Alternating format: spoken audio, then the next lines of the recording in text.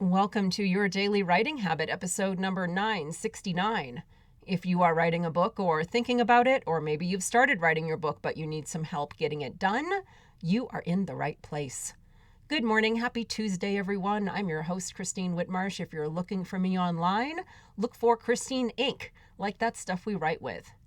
Each day, I'm sharing with you the writing habits I've learned over my 20 years as a ghostwriter, book coach, and author. I have found that 3 things in particular have a huge impact on your success as an author, and they can even turn someone who barely sees themselves as a writer into a published book author. Those 3 things are writing fundamentals, productivity, and mindset habits. Here's today's quote. The first step towards getting somewhere is to decide you're not going to stay where you are. J.P. Morgan. And once again, good morning, everyone. Happy Tuesday. And I get it. It's really hard to think about things like writing habits and goals and structure at the end of a year, especially at the end of part 2 of the never-ending year. I know that December for me has a much more reflective and, let's be real, exhausted, resting energy than maybe the other months do. And the idea of trying to set a daily writing habit, in addition to everything else, might seem crazy. It's 1,000 times easier to simply delegate the idea of setting a writing habit to the next year, to 2022. And I need to get used to saying that because I sometimes am trying to remember what year is next year, to 2022. So here's why that's not the wisest plan of action, delegating your writing habit to next year. In one word, energy.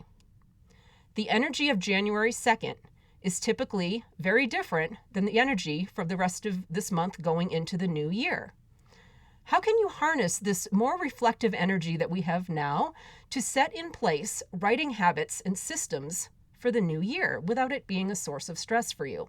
Or at the very least, maybe just set in place the scaffolding of next year's writing habit. How can you go against the grain of all the other people waiting for January 2nd and start now instead?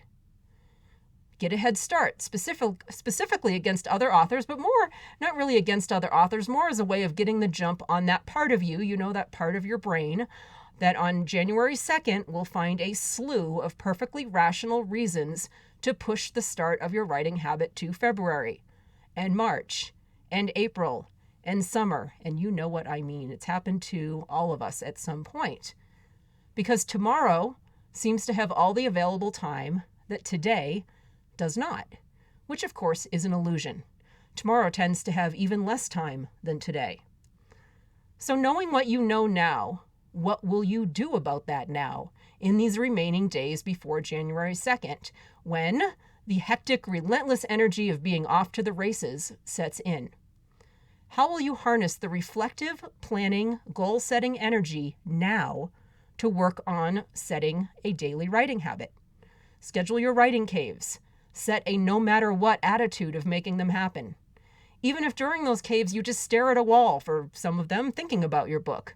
The point is to train your muscle memory so that once the chaos of the new year hits, your brain and body will at least know what it's supposed to be doing.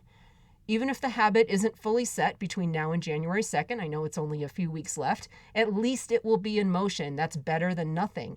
Your book goals will be set in motion. Your habit will be set in motion. I really strongly encourage you to start now. Use this energy to your advantage because we know what usually comes on January 2nd, and that's really hard to start building the scaffolding of new habits when you're kind of like on a treadmill.